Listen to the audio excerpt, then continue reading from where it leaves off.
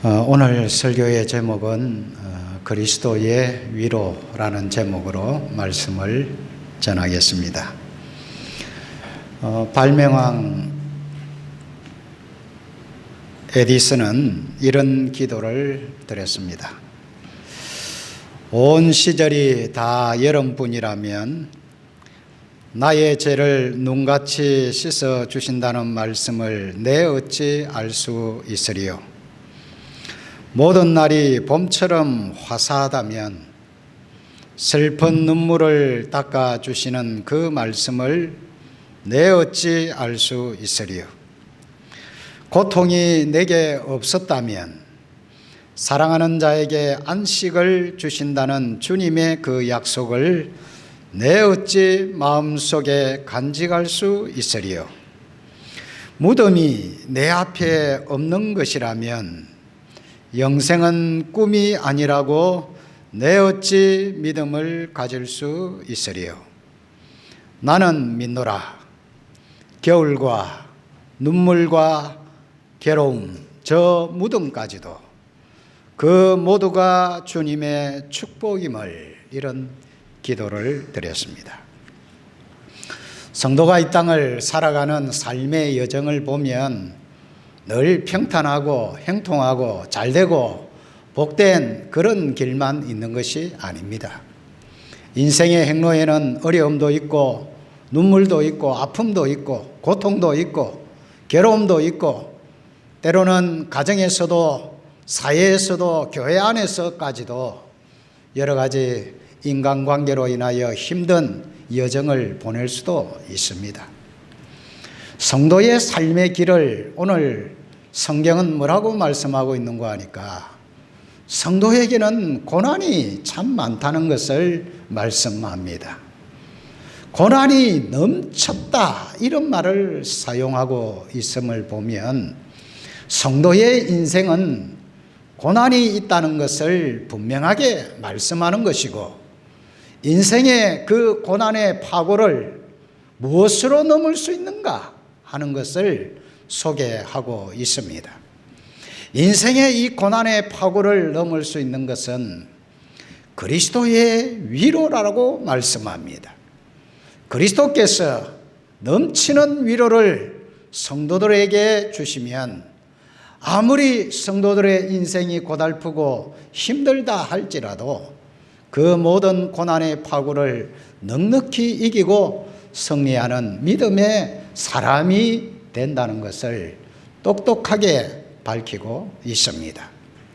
그래서 오늘 저는 여러분들에게 그리스도께서 고난 가운데 있는 성도들, 믿음의 길을 가기 위해서 힘든 여정을 살아가는 성도들에게 그리스도는 어떤 위로를 우리에게 던지고 있는가 하는 부분을 말씀드리려고자 합니다.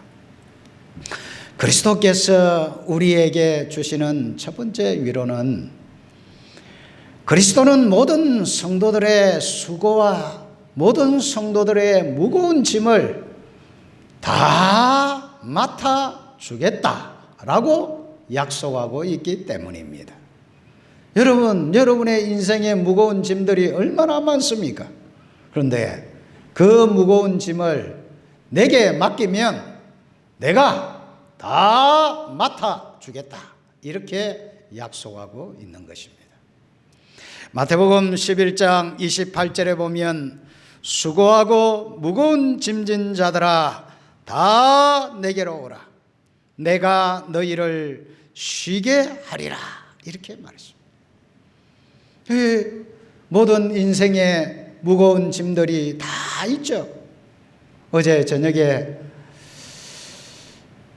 잠시 운동 삼아 마을을 한 바퀴 돌다가 아주 이제 지능이 낮은 아들을 가지고 있는 아버지와 함께 그 장애 아동이 같이 걸어가는 모습을 보았습니다. 그 아들은 제법 얼굴도 잘생기고 키도 크고 참 좋아 보였으나 지능이 떨어져요. 그러니까 천방지축이죠. 그런데 묵묵히 그 아들 뒤를 걸어가면서 그 아들을 지켜보는 그 아버지의 모습을 보았습니다. 인생에는 참 힘든 일들이 많아요. 그런데 그 무거운 짐을 내가 지려고 하면 그 짐을 어떻게 다 감당할 수 있겠습니까? 그런데 주님께서는 너의 무거운 짐, 너의 모든 수고를 다 내게 맡기라 라고 말씀하는 거예요. 갈라디아서 6장에 보면 1절에서 5절에 보면 인생이 져야 되는 여러 가지 짐들을 소개하고 있습니다. 그 첫 번째 짐이 뭐냐 하면 타락한 본성의 짐이에요. 아담 이후로 모든 인류는 그 원죄를 가지고 있고 타락한 본성을 다 가지고 있습니다. 우리는 착하기를 원하고, 우리는 바로 살기를 원하고, 우리는 선하게 살기를 원하고, 우리는 하나님의 뜻대로 살기를 원하지만 이 제약된 본성이, 타락한 본성이 끊임없이 우리로 하여금 불의와 미움과 시기와 질투와 여러 가지 죄악의 길로 우리를 이끌어가는 거예요. 이 타락한 이 본성의 이 무거운 짐을 모든 인생들은 지고 가는 거예요. 그런데 그걸 여러분이 어떻게 질 수 있습니까? 타락한 본성의 그 무거운 짐을 내가 어떻게 그걸 다 감당할 수가 있겠습니까? 그래서 주님은 그 타락한 본성의 무거운 짐을 나에게 맡기라는 거예요. 고통받고 아픔과 고난이 많은 너의 그 모든 타락한 죄악의 짐을 그리스도의 십자가 앞에 내려놓으라는 겁니다. 그러면 내가 십자가에서 너희의 모든 무거운 짐을, 그 죄악의 짐을 내가 다 맡아서 해결해 주겠다라고 약속하는 거예요. 그래서 여러분, 나는 안 돼. 나는 어쩔 수 없어. 이런 생각들을 가지지 마시고, 주여, 내가 감당할 수 없사오니, 내가 지기에 너무 무겁사오니 나의 타락한 이 본성의 짐을 주여 맡아 주시옵소서 하고 주님께 맡기라는 거예요. 그러면 주님께서 맡아 주심을 믿으시기를 바랍니다. 또 하나의 짐이 뭐냐 하면 사랑의 짐이에요. 서로 사랑하는 짐입니다. 남편은 아내를 사랑하고 아내는 남편을 사랑하고, 부모는 자녀를 사랑하고 자녀는 부모를 사랑하고, 형제는 형제를 사랑하고 성도는 성도를 사랑하고 성도는 이웃을 사랑하고, 그렇게 살아가야 되는 거지. 특히 하나님을 믿는 백성에게는 이 사랑의 짐을 가지고 있습니다. 그런데 사랑하는 것이 쉽습니까? 여러분, 결혼하신 분 많죠? 남편과 아내 서로 사랑하며 깊이 정말 인꼬부부처럼 그렇게 잘 살아갑니까? 때로는 힘들 때가 있어요. 때로는 이해가 안 될 때가 있습니다. 내가 왜 이 사람하고 결혼했을까? 후회할 때도 있겠지요. 그럼에도 불구하고 서로 사랑한다는 것이 이게 쉬운 일이 아니에요. 부모가 자녀를 사랑하는 건 당연하다고 생각하겠으나, 자녀가 말썽을 부리고 자녀가 괴롭히고 이래 하면 이 꼴보기 싫은 이 자식이라면서 그 자식을 사랑한다는 게 그게 보통 힘든 일이 아닙니다. 자녀도 부모가 늘 사랑이 많고 요구하는 대로 다 들어주고 그러면 좋겠으나 그럴 부모가 몇 명이나 되겠습니까, 여러분? 때로는 알코올 중독자도 있을 수 있고 때로는 정서적 문제를 가지고 있을 수 있고 때로는 능력이 없어서 뭔가 자녀에게 기본적으로 해줘야 될 것을 해주지 못하는 그런 부모도 있을 수 있고 도저히 내가 사랑하고 싶으나 사랑하기 힘든 그런 부모도 있습니다. 그럼에도 불구하고 우리는 사랑하며 살아야 되고 부모에게 효도하며 살아야 되고 부모를 공경하며 살아야 됩니다. 그런데 그 짐을 여러분이 어떻게 다 감당할 수 있겠어요? 여러분 교회 생활하지만 교회 안에서 늘 마음에 드는 사람만 있습니까? 교회 오면은 막 전부 다 나를 웰컴 하면서 환영하고 좋아하고 환대해 주는 사람만 있습니까? 오늘 교회 가야 되는데 저 집사 저 얼굴 안 봤으면 좋겠다 이런 생각을 하는 분도 있을 수 있습니다. 그럼에도 불구하고 그리스도의 몸의 지체를 사랑하고 품고 이해하고 수용하고 그런 삶이 그게 쉬운 일이냐 이 말이에요. 사랑의 이 무거운 짐을 내가 다 질 수 있겠냐 이 말이에요. 지기 힘들죠. 우리가 사랑하면 나에게도 유익하고 내가 사랑하면 상대방에게도 유익하고 내가 사랑하면 하나님께 영광을 돌리는 것인 걸 우리가 잘 알아요. 그럼에도 불구하고 사랑하기 힘든 거예요. 그걸 내가 어떻게 감당할 수 있겠습니까, 여러분? 그래서 너의 무거운 그 사랑의 짐도 내게 맡기라는 거예요. 내가 맡아주겠다는 거예요. 또 도덕적인 짐도 있습니다. 각자에게 주어진 책임이라는 것이 있어요. 각자에게 맡겨진 책임이 있습니다. 그 무거운 책임을 내가 감당해내는 것이 힘들 수 있어요. 우리 집안의 가장은 가장의 책임이 있습니다. 책무가 있습니다. 그 가장의 책무를 감당해내는 것이 그게 쉬운 일이 아니죠. 아내는 어머니로서 아내로서의 무거운 책임이 있습니다. 사회생활하면 사회의 책임이 있고 교회 오면 교회의 직분이 있고 다 책임이 있어요.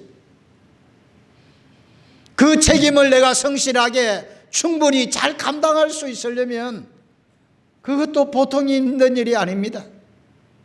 우리 앞에 나와서 찬양을 인도하는 찬양하는 분들이나 이 찬양대에서 매주일마다 찬양하는 분들이나 교회 와서 늘 기도하는 분들이나 봉사하는 분들 한결같이 끊임없이 변함없이 충성한다는 것이 그게 쉬운 일이냐 이 말이에요. 때로는 내팽개치고도 싶고 그만두고 싶기도 하고 그러나 나에게 맡겨진 책임을 내가 도외시할 수 없어서 그걸 끝까지 감당해 가려고 하면 그게 무거운 짐이 될 수 있는 거예요. 그런데 그 무거운 짐을 내가 지려고 하면 어떻게 감당해요? 이거 목사는 목사의 직을 잘 감당할 수 있겠지? 아닙니다, 여러분. 지금 목사들도 번아웃 돼가지고 지금 목회를 간두는 사람들이 한두 사람이 아닙니다. 우리나라만 그런 게 아니고 미국도 마찬가지고 그래요.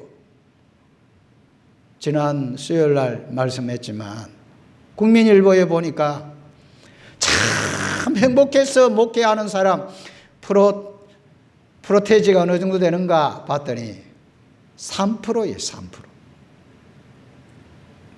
목사의 책무를 수행하는 것도 이것도 보통 일이 아니고 성도로서 성도의 직무를 성실하게 수행해 가는 것도 그것도 보통 일이 아닙니다. 그런데 이 무거운 짐을 내가 다 진다고 생각하면 어떻게 감당해 내겠습니까? 그래서 그리스도께 맡기는 거예요. 그래서 저의 목회의 소신은 자주 언급하지만 하나님이면 되고 하나님이 하십니다. 이게 제 목회의 철학입니다. 하나님이 하시지 내가 왜 하냐. 나는 그냥 도구에 불과한 것이고 나는 하나님이면 되지. 뭐 다른 거 생각하면 어째 목회를 할 수 있겠어요? 하나님이면 되고 하나님이 하신다. 그 목회의 철학을 가지고 하나님께 때로는 맡기고 하나님이 하시도록 하고 그래서 지금까지 목회를 해오고 있는 겁니다. 제 힘으로 목회를 해올 수 있겠습니까? 여러분도 여러분의 직분과 여러분의 삶을 지금까지 성실하게 살아올 수 있었던 것은 하나님께 무거운 짐을 맡기고 살기 때문에 그런 거예요. 오늘날 가장 성업하는 것이 있습니다. 가장 성업하는 곳이 어디냐? 정신과 의사입니다. 지금요, 정신과 의사들은요, 환자가 어마어마하게 많이 늘어났습니다. 의사가 되려고 하는 사람 가운데 정신과 의사가 되려고 하는 사람들이 굉장히 많습니다. 성업을 이룹니다. 그 말은 다른 말로 말하면 오늘날 이 땅에 이 나라에도 수많은 사람들이 정신적 장애 속에서 허덕이고 있습니다. 교회 다니고 신앙생활을 하는 수많은 사람들조차도 정신과 치료를 받는 사람들이 많습니다. 여러분, 왜 우리가 이런 정신적 스트레스와 정신적 질환 속에서 사람들이 살아가는 것일까요? 세상 사람들은 하나님을 몰라서 그렇다 치고 오늘 하나님을 알고 믿는 우리들조차도 왜 그런 질환 속에서 살아가야 됩니까, 여러분? 방법이 무엇입니까? 왜 그런 일이 발생하는 겁니까? 내가 지려고 하니까 그런 거예요. 내가 인생의 무거운 짐을 내가 지고 가려고 하니까 지치고 힘들고 괴롭고 답답하고 용량이 한계에 넘쳐나니까 감당할 힘이 없잖아요. 그런데 그걸 내가 끝까지 의무요 책임을 지려고 달려가면 그게 감당이 됩니까? 안 되니까 스트레스는 더 깊어오고 감당을 초월하니까 결국은 정신적인 문제가 발생할 수밖에 없고 그걸 견디다 못해서 때로는 우울증도 걸리고 때로는 조울증도 걸리고 때로는 조증도 걸리고 때로는 조현병도 걸리고 수많은 이 반사회적인 어떤 이런 이상한 형태들이 나타나는 것은 내가 지고 또 지고 이겨보고 또 이겨보고 노력해 봐도 도저히 감당이 안 되겠다. 한계를 초월하여 넘치니까 그래서 결국은 정신질환으로 고통을 당하는 겁니다. 오늘 이 자리에 오신 성도 여러분, 힘든 부분들 많죠? 주님께 맡기시기 바랍니다. 여러분이 지면 괴로워요, 힘들어요, 감당이 안 됩니다. 주님께 다 내려놓으시기 바랍니다. 여러분이 할 수 없는 걸 내가 억지로 하려고 하지 말고, 주님, 나는 분량이 이것밖에 안 되니 나머지는 주님이 맡아 주시옵소서 하고 맡겨야 되는 겁니다. 너희 모든 짐을 내게 맡기라. 그리하면 내가 너희를 권고하리라 말씀하잖아요. 여러분, 다 맡기시기 바랍니다. 맡기고 사는 것이 행복입니다. 한평강도 무거운 짐을 지고 있다가, 제 짐을 지고 있다가 마지막 운명 직전에 주님께 맡겼습니다. 주님께서 오늘 너가 나와 함께 낙원에 있으리라. 주님께 일찍 맡겼으면 일찍부터 안식과 평화를 누릴 건데, 그 마지막 인생의 종착역에서 그때 정신을 차리고 주님, 내 영혼을 받아주시옵소서. 여러분, 죽을 때 맡기실랍니까? 지금 맡기실랍니까? 지금 맡기시려고 하는 사람 아멘 해보세요. 지금 맡겨야죠, 여러분. 나중에 맡기지 말고 지금 다 주님께 맡기고 안식과 평안을 누리면서 룰루랄라 하는 그런 인생이 성도의 인생이 되어야. 두 번째, 왜 그리스도의 위로가 넘치느냐? 주님은 날마다 끊임없이 우리를 위하여 중보하며 기도하시기 때문입니다. 주님은 지금도 하나님 보좌 우편에서 그의 피로 값주고 산 성도들을 위해서 늘 기도하고 있습니다.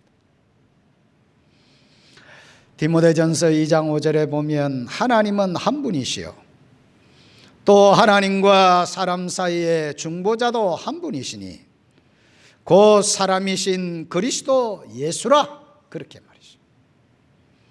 요한복음 14장 6절에 내가 곧 길이요 내가 곧 진리요 내가 곧 생명이니 나로 말미암지 않고는 아버지께로 올 자가 없느니라 말이죠.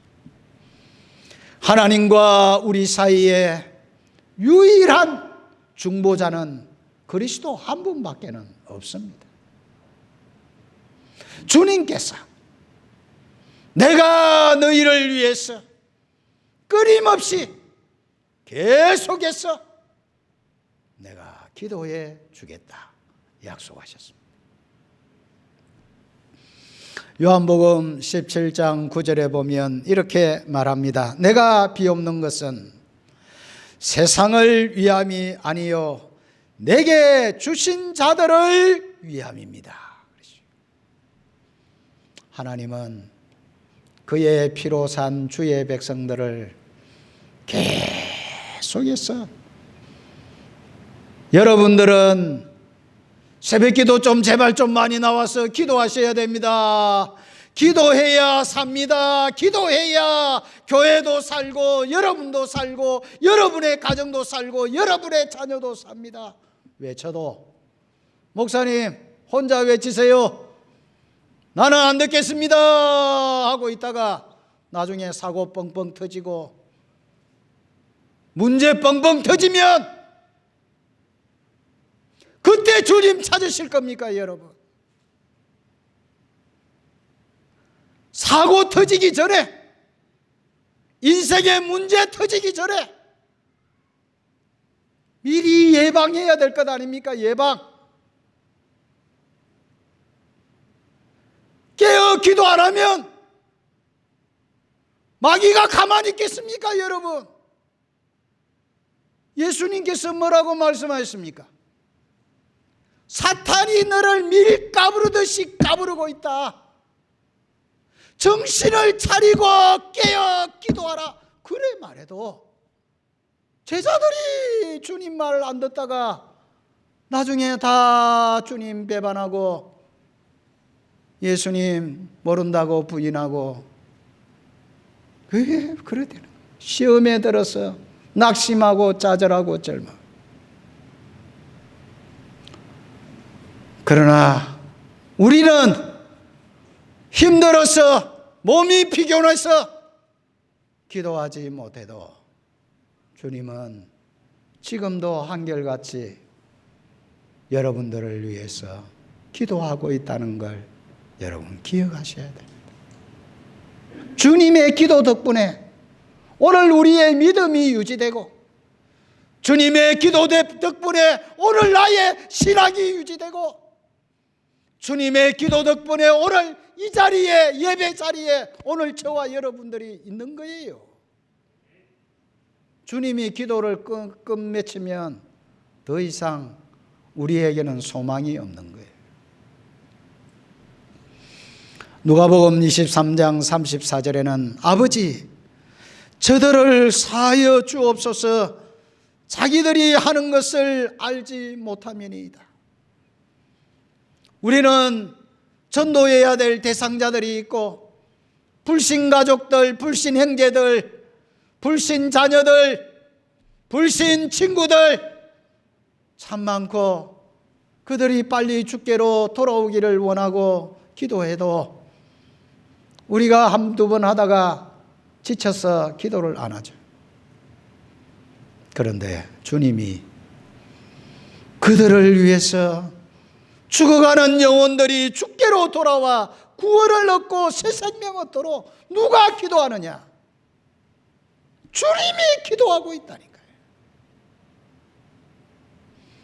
때로 우리가 신앙생활을 하다가 낙심이 찾아오고 때로 괴롭고 힘들어서 아무것도 할 수 없는 그런 상황에 몰입했을 때 그때도 변함없이 우리를 위해서 기도하시는 분이 계십니다. 그분이 바로 그리스도예요. 누가복음 22장 31절 32절에 보면 시몬아 시몬아 보라 사탄이 너희를 밀가부르 타려고 요구하였으나 그러나 내가 너를 위하여 내 믿음이 떨어지지 않기를 기도하였노니.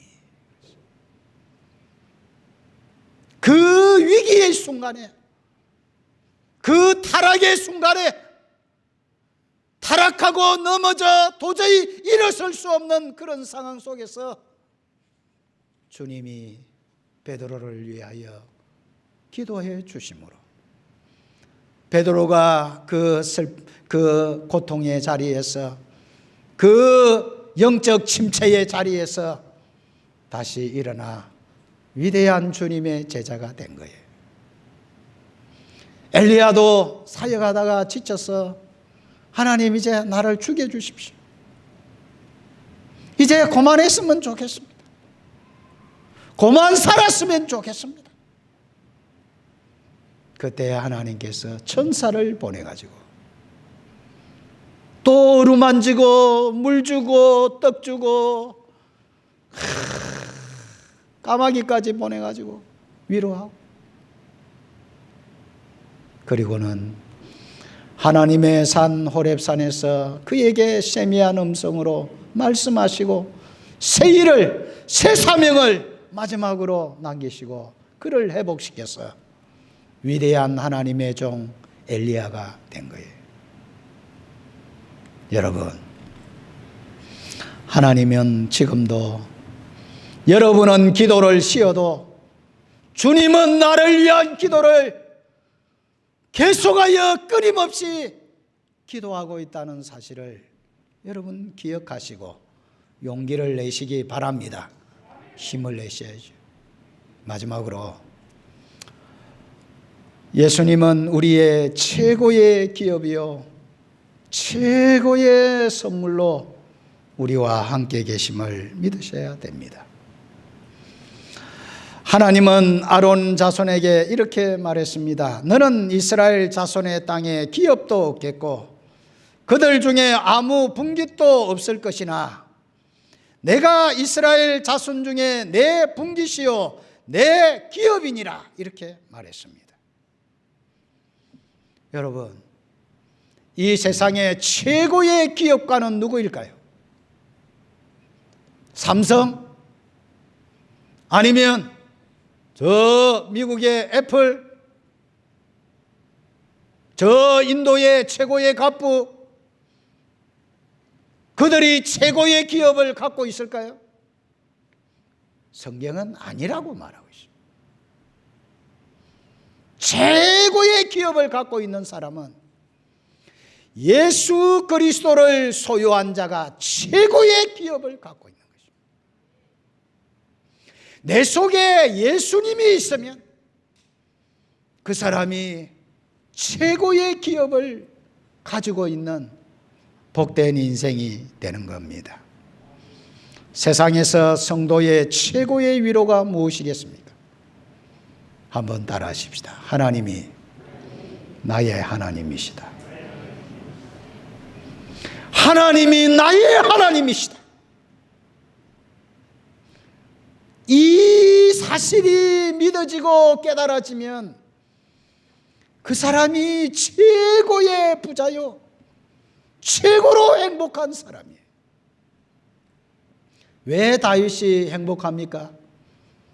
여호와는 나의 목자요, 여호와는 나의 방패요, 여호와는 나의 산성이요, 여호와는 나의 요새요, 여호와는 나의 힘이요, 여호와는 나의 능력이요, 여호와는 나의 구원이요. 하나님이 나의 하나님이 됐기 때문에 야곱이, 그 불량자 야곱이 어떻게 해서 위대한 믿음의 조상이 된 겁니까? 베델에서 하나님이 찾아오셔서 야곱아, 내가 너와 함께한다. 하나님 만나고 이제는 하나님이 내 조상의 하나님이 아니고 나의 하나님입니다. 하나님이 나의 하나님이 되실 것입니다. 하나님을 나의 하나님으로 모신 그때부터 하나님은 야곱과 함께 했습니다. 야곱이 가는 곳마다, 야곱이 위기를 만날 때마다 하나님은 야곱의 하나님이 되셔서 나중에 여러분, 야곱의 마지막 생애가 어떻게 됐다는 거 창세기에 보면 잘 나와 있죠. 죽은 줄만 알았던 요셉이 애굽의 총리가 돼서 전 세계의 실권을 장악하고 있는 그런 인물로 등극하고 그의 마지막 생애가 얼마나 복되고 아름다웠던가를 기억하실 거예요. 그가 죽었는데 마치 왕이 죽은 것처럼 전 군대가 동원되고 애굽의 모든 신하들이 총출동하여 그의 마지막 장례를 치르는 것을 보지 않습니까? 야곱은 하나님이 나의 하나님이다. 여러분은 무엇을 기업으로 삼으시렵니까? 하나님을 기업으로 삼으시기 바랍니다. 그리스도를 기업으로 삼으시기 바랍니다. 그러면 그리스도가 있으면 영생이 있습니다. 그리스도가 있으면 구원이 있습니다. 그리스도가 있으면 새로운 피조물이 되고 새로운 삶이 열립니다. 장차 천국이 여러분의 것입니다. 그러나 아무리 이 세상에 돈이 많고 뭐 좋은 권력과 자리를 갖고 있다 할지라도 그리스도가 없으면 그는 마귀의 자식이요, 죄의 종이요, 장차 영원히 지옥에서 고통받을 불행한 인생이 된다는 걸 여러분 기억하셔야 됩니다. 말씀을 맺겠습니다. 하찮은 그리스도인은 없어요. 보잘것없는 그리스도인은 이 세상에 존재하지 않습니다.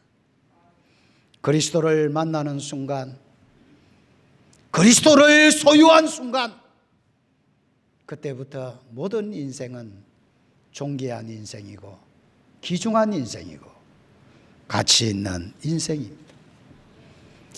여러분 힘듭니까? 어렵습니까? 답답합니까? 여러분의 인생의 무거운 짐 주님께 다 맡기십시오. 날 위하여 변함없이 끊임없이 나를 위해 기도하시는 주님을 바라보시기 바랍니다. 나에게 영원한 생명과 나의 모든 일생을 책임지시고 이 땅에서뿐만 아니라 영원한 미래의 세계까지 다 준비하고 계시는 우리의 영원한 기업 되시는 그리스도를 의지하고 바라보면서 세임과 용기 가운데 복된 인생 살아가는 성도들 되시기를 주님의 이름으로 축원합니다.